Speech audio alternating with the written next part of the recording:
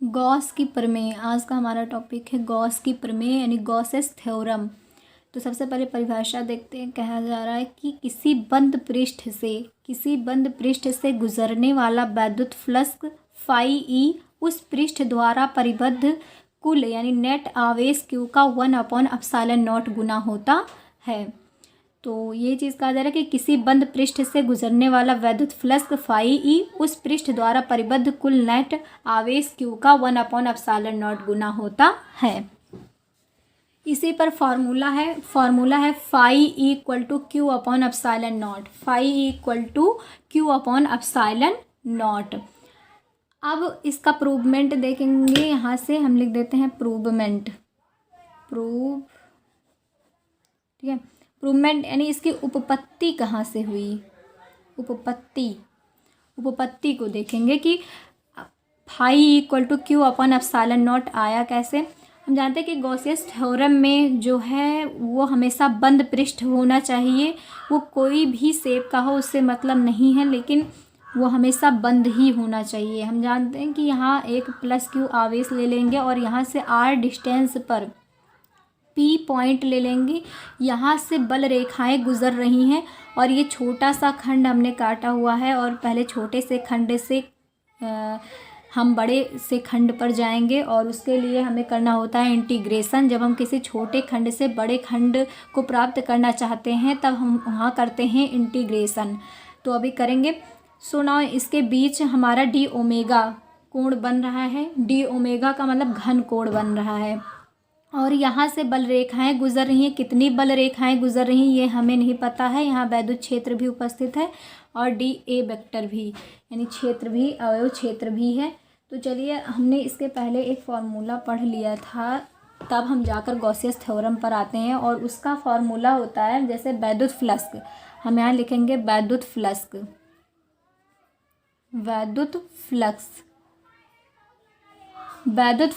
Phi E से denote करते हैं इसे।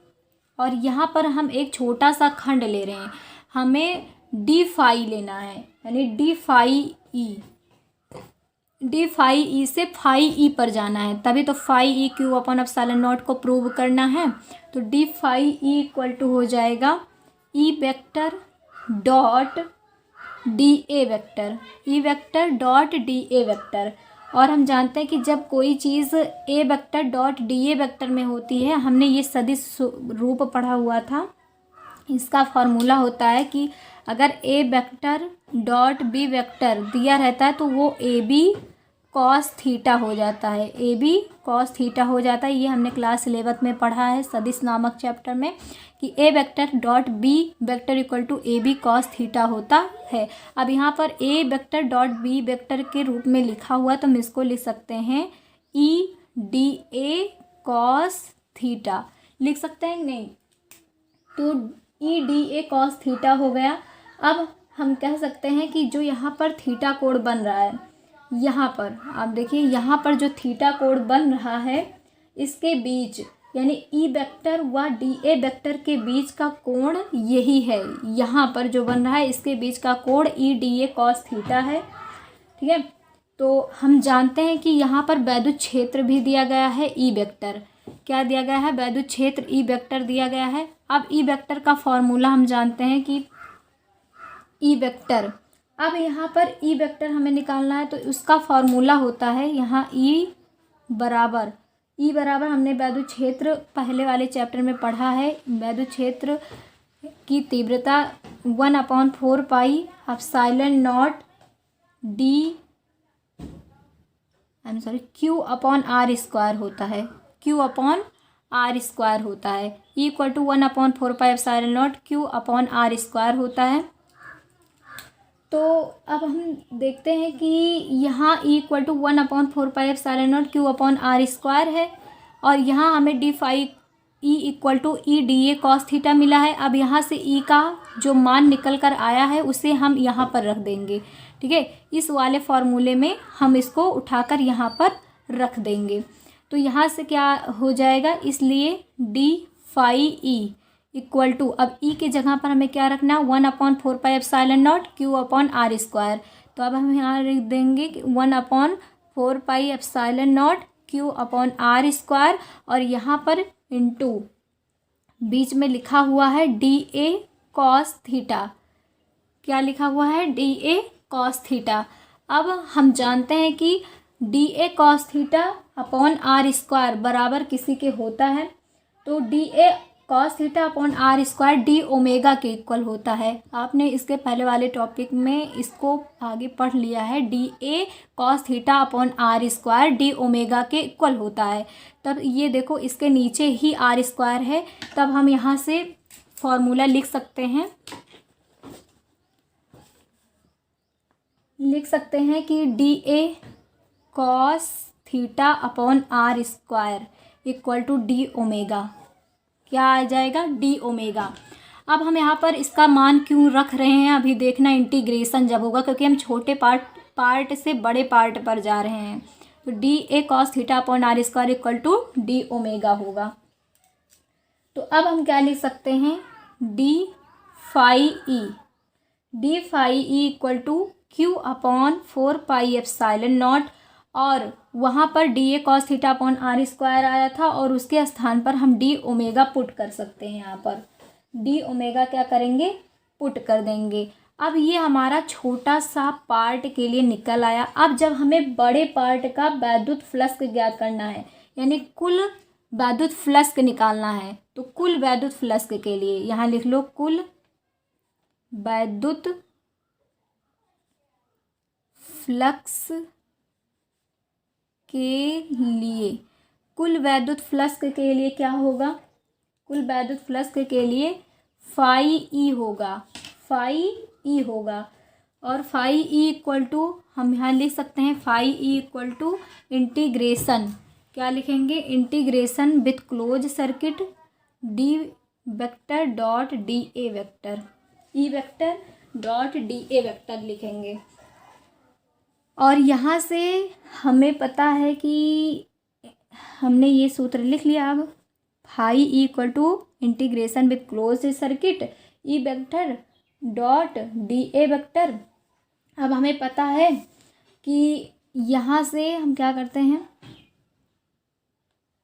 Phi E equal to Q upon 4πε0, Q upon 4πε0 और integration with close circuit D omega लिख सकते हैं। अब ये कैसे आया? Phi equal to Q upon 4πε0 D omega, D omega मतलब integration with close circuit D omega कैसे आया? तो यहाँ से देखिए आप कि हमने यहाँ पर ये D phi E equal to Q upon 4πε0 D omega निकाल लिया। किसके स्थान पर? डी फाई ई के स्थान पर। और इस कुल वैद्युत फ्लक्स निकालने के लिए ये इसका फॉर्मूला होता है, इसका फॉर्मूला होता है। और यहाँ पर मैंने कुछ यहाँ पर शॉर्ट कर दिया है। शॉर्ट इसलिए कर दिया है कि अभी आपका फॉर्मूला यहाँ पर निकल कर आया था। यहाँ पर देखो, यहाँ पर फॉर्मूला निकल कर आया था d phi E equal to E D A cos theta, और हमने डी फाई ई का मान यहाँ इसी में तो सारा चीज़ रख के तो डी फाई ई का मान क्यू अपॉन 4πε0 डी ओमेगा निकाला। अगर हम जब इसका इंटीग्रेशन करेंगे यानी यहाँ लिखा है D phi E equal to Q upon 4πε0 D omega. जब हम इसका इंटीग्रेशन करते हैं तो हम जानते हैं कि डी फाई ई का जब हम इंटीग्रेशन करेंगे, इंटीग्रेशन विथ क्लोज सर्किट, क्योंकि ये बंद पृष्ठ है, जब इसका इंटीग्रेशन करेंगे तो यहाँ से निकल कर आएगा फाई ई, यहाँ से निकल कर आएगा फाई ई, और क्यू अपॉन 4πε0 ये कांस्टेंट होगा, ये बाहर निकल आएगा। और हम इंटीग्रेशन करेंगे डी ओमेगा का। हम जानते हैं कि जिसके आगे डी लगा रहता है उसी का इंटीग्रेशन होता है, तो वही चीज़ मैंने यहाँ डायरेक्ट लिख दिया कि phi equal to Q upon 4πε0 integration with close circuit D omega. ठीक है, अब ये कहाँ से आया था? तो इसी का मैंने इंटीग्रेशन किया और डायरेक्ट मैंने यहाँ पर इसको लिख दिया लाइन छोटी करने के लिए। चलिए फिर भी समझा दिया। तो हम यहाँ लिख सकते हैं कि phi E equal to Q upon 4πε0, और हम जानते हैं कि integration with close circuit D omega equal to ये होता है 4π के इक्वल। ये फॉर्मूला है, जितना मैं लिख रही हूँ ये सारा क्या है? Formula. Integration with close circuit D omega equal to 4 pi, इसके आगे प्रूवमेंट किया हुआ है तब हम इसके स्थान पर 4 पाई लिख सकते हैं। तो आप देख सकते हो 4 पाई से कैंसिल आउट हो जाएगा और यहाँ पर phi equal to Q upon epsilon naught मिल जाएगा और यही होगा हमारा प्रूवमेंट। ठीक है, यही होगा प्रूव्ड गॉस की प्रमेय।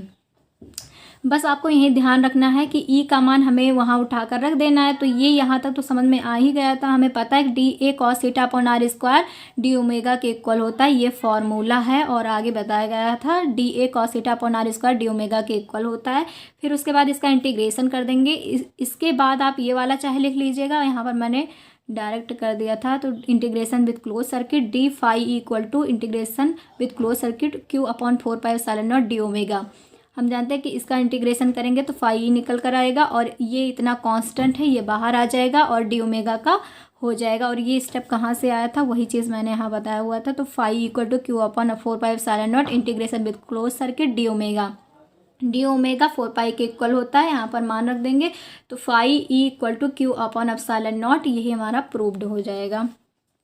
और शुरू से देख लीजिए, गॉस की प्रमेय किसी बंद पृष्ठ से गुजरने वाला वैद्युत फ्लक्स फाई ई उस पृष्ठ द्वारा परिबद्ध कुल नेट आवेश क्यू का 4 पाई एप्सिलॉन नॉट गुना होता है। फॉर्मूला लिखा और इसका चित्र आपके प्रैक्टिसिंग पर डिपेंड करेगा। वैद्युत फ्लक्स फाई बराबर E vector dot D A vector होता है, फॉर्मूला होता है A vector dot B vector equal to A B cos theta. तो यहाँ पर हम E D A cos theta लिख सकते हैं और ई का मान 4 pi epsilon naught Q upon are square होता है, इसका मान उठाकर इसमें रख देंगे। और जब यहाँ पर रखेंगे तो D A cos theta upon are square किसके इक्वल होता है, डी ओमेगा के इक्वल होता है। ये यहाँ पर मैंने लिखा है डी ओमेगा के इक्वल होगा और यहाँ पर डी ओमेगा उसके स्थान पर रख दिया। अब इसका इंटीग्रेशन, इसका मैंने आपको बता ही दिया इंटीग्रेशन किस प्रकार से करते हैं। और इंटीग्रेशन डी ओमेगा का 4 पाई के इक्वल होता है, 4 पाई से 4 पाई कैंसिल, फिर phi equal to Q upon epsilon not, यही हमारा प्रूवमेंट हो गया। Thank you.